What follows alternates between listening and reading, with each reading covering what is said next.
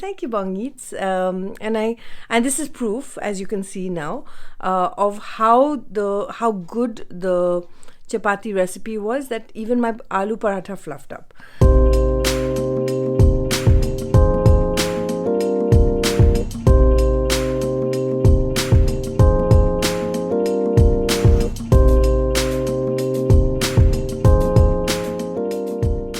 So I am good at continental food because I grew up eating that. I'm not very good at Indian food, and when my grandmothers were alive, they kept trying to teach me how to make a chapati, and I couldn't do it.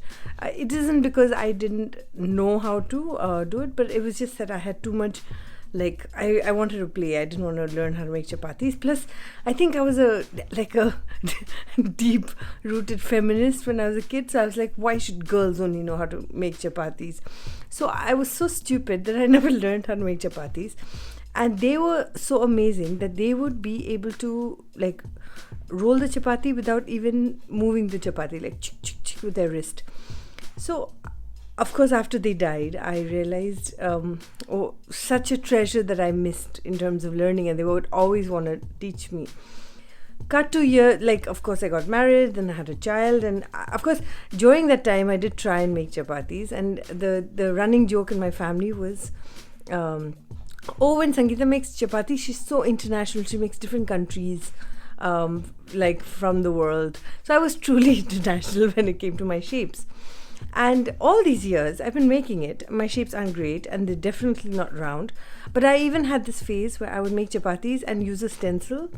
But I was always confused about, how much water to add. And everything became andaza. Just like my baking, it's all andaza. But one thing that I've learned last year, when I started to sang Homemade Joy, was that measurements count, and it really does make a difference. So when I started measuring my my cakes, I was able to replicate it consistently throughout. So now that brings me to the chapatis. So now I discovered Bong Eats last year or last year for their video about soaking fruits. So normally I look at I consume a lot of YouTube content. I watch at least 5 to 10 videos a day, mostly when it comes to meals, because I'm learning how to make something or the other. So recently I've been challenged to cook Indian, mostly because I feel like eating it, and I don't have my mom with me all the time, and I miss her food, and so it's nice to be able to make it yourself. But I don't like the food I make. I can't eat the Indian food I make, and neither can my dad. The running joke in my family again is, oh, your food is so nice, it's like hospital food, because I don't really emulsify the spices too much. Anyways, less about that and more about this beautiful channel I discovered, Bong Eats. Now I'm going to be talking about that because I watched their video about chapatis, and I said, hey, this is interesting, because they have this beautiful secret of putting hot water into the atta first. Okay, so I was like, what is this? Then I said, okay, let me try, and I watched the video. It was very nice. Then I got the aloo base from Va Chef. The secret is basically make it grate everything. Okay, and then I tried this recipe. I've made parathas before, and my parathas have never fulified. Now, fulified in English, what is fulified in English?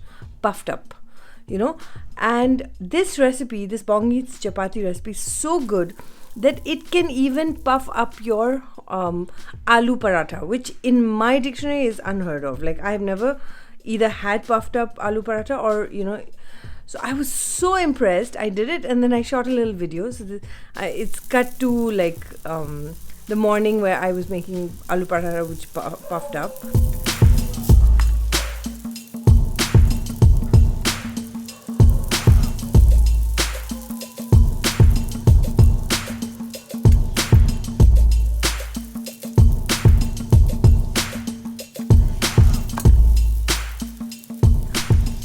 This is kind of like my review of this video, or the Bong Eats channel and the Bong Eats video of every recipe I've tried with them of theirs is excellent, and they're very good, and I totally recommend them. So I know normally we review